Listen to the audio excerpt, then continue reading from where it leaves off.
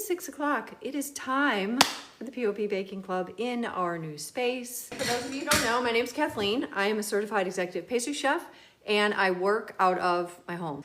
I teach here on TikTok, YouTube, and on Substack. And we are going to talk about sanitation and how sanitation is really important whether you're working in your own kitchen, you have a cottage industry bakery, or you work in a kitchen. And we're going to talk about how to bring it into the present and into your kitchen so you can think about it.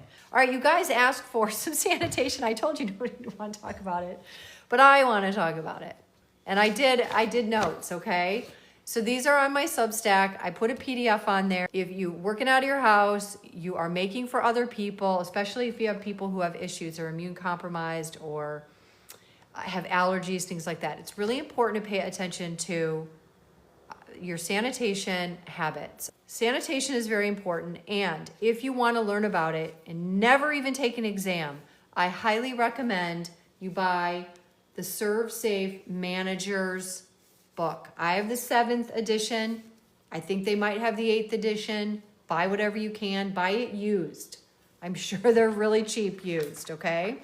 Don't get the food handlers or any of the other ones. It's the manager one. And just so you know, most states have a rule that if you go to a restaurant or bakery or wherever, at least one person behind and in the kitchen has to have their ServSafe certification at the manager's level, all right? I'm a proctor and a teacher. I just recertified. I love sanitation and I've taught it quite a bit. If you want to take it to the next level, you can take the manager's exam. You do not need to take a class. You do not need somebody else to tell you how to study, and you have all the time in the world. What you do is you buy the book, you go to servsafe.com, and it's spelled S-E-R-V, no E, ServSafe, trademarked. Servsafe.com. Buy the book. I think you can only buy it from them, but you can probably find it online used somewhere. And you want to start studying it. I use note cards. Buy a lot of note cards, cut up paper, make a ton. I'm talking make 200. And then as you practice and go through them and your stack gets smaller and smaller, you will internalize all of it.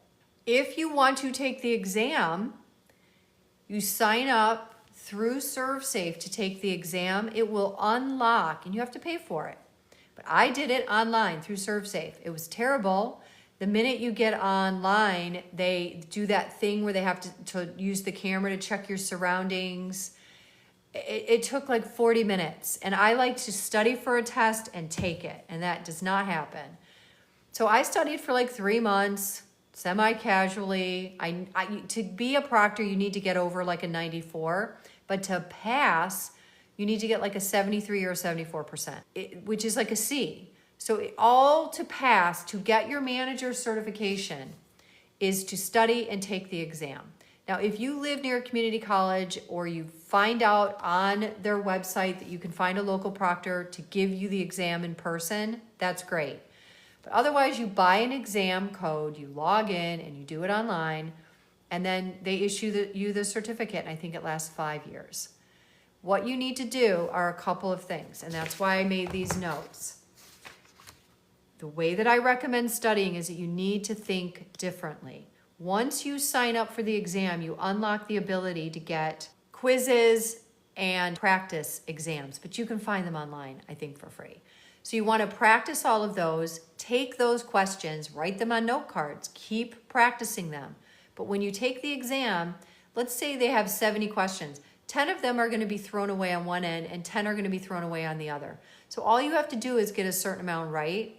And they're all multiple choice. They are meant to be confusing. I actually think the test is very biased. So what I tell people is when you are practicing and when you are looking at practice tests and things like that, or they have quizzes in the book, or you can look around. There's tons of information on the internet. Don't become a person who is trying to outthink ServSafe. You are not there to debate the question or to say, well, that's not always true, or to sort of rationalize it. It is not rational, okay? You are memorizing and you are memorizing. You are not thinking. This is not about critical thinking. It's about memorization. And if you can remember that, you'll be way ahead of a lot of people, because when you go to take the exam, they don't give you the ones you practice. They like rewrite them, and they're meant to be tricky. But what you need to do is do the speak. You need to learn to speak ServSafe. So this is not a countertop, it is a food contact surface. Cross connections, cross contamination, FIFO, which is first in, first out, TCS, which is a food that is time temperature controlled. And then you need to start memorizing all the pathogens, which are bacterial, viral, parasites, and fungi. And then all of the top offenders. Once you remember all those, you have to remember what the symptoms are and then whether or not you can work with those symptoms. So the top offenders in terms of pathogens are Salmonella, norovirus, E. coli, Hep A, and Listeria. And you'll hear about those all the time in the news. And then the most common causes, and these are in my notes, and if you go by these headlines that I'm giving you and you learn everything underneath and understand without overthinking, you'll be able to pass the test. Poor hygiene, cross-contamination, time temperature abuse, and then your top TCS foods, the one that are most affected and make people the sickest the most frequently are dairy, eggs, cooked grains, cut melons and tomatoes, and cooked starches. And then you need to learn cooking temperatures. Pork, fish, poultry, and refrigeration temperatures. What order they go in the refrigerator based on those cooking temperatures. Cold holding temperatures and times, hot holding temperatures and times. How long to wash your hands, how long to wash dishes, how to set up your kitchen in terms of how many inches off the floor should your shelving go, how far should a sneeze guard be from where someone's standing. You memorize all of these things and then you take the exam. How to properly use gloves, illnesses, like if someone is vomiting, my students would come in and say vomited. I say when? It was like midnight, they have to go home. It has to be like 24 hours since somebody has had diarrhea or vomiting. So yeah, it's attractive. It's an attractive subject. If you have a sore throat, that's fine, but if you have a sore throat with fever, it's not. And then how to clean and sanitize, how long you can work on one thing, how to set up your kitchen so that you don't get cross-contamination, all that kind of stuff. Allergens, pests, and all of these things are important to know if you wanted to pass this exam. Now you might be asking, why do I want to take this exam? Now there are a couple of reasons. One, you can use it as a marketing tool to show people you're serious. It's something you can use if you want to do partnerships with people. Something you could use when you're building a package to get a loan to build a new baking business. And, you know, your customers might like to know that you have it. And then the last thing I would say is that having a culture of food safety is something that's really important. And to understand how to speak the language and to be able to be part of a community that makes it important is key. But when I was doing cakes, I delivered my wedding cakes and things to country clubs and restaurants. First thing the management would ask me is, they say, we don't allow cakes from out. And then I would say, well, I'm ServSafe certified and I have a license. And they'd say, fine, they'd have to. So very important. If you want more information, and you don't have to get certified, but I think that every kitchen should have the manager's book from ServSafe in the kitchen. Because the great thing about this is you just look up one thing at a time. Here is a diagram of how to wash your hands.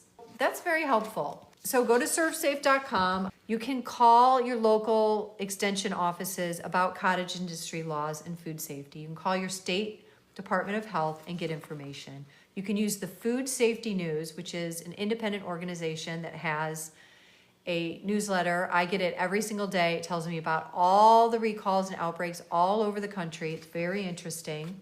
You can go to cdc.gov, usda.gov, and fda.gov for more information. And it shows that you care about your community, about keeping people safe. Our kitchens are these tiny little parts of a giant global food network.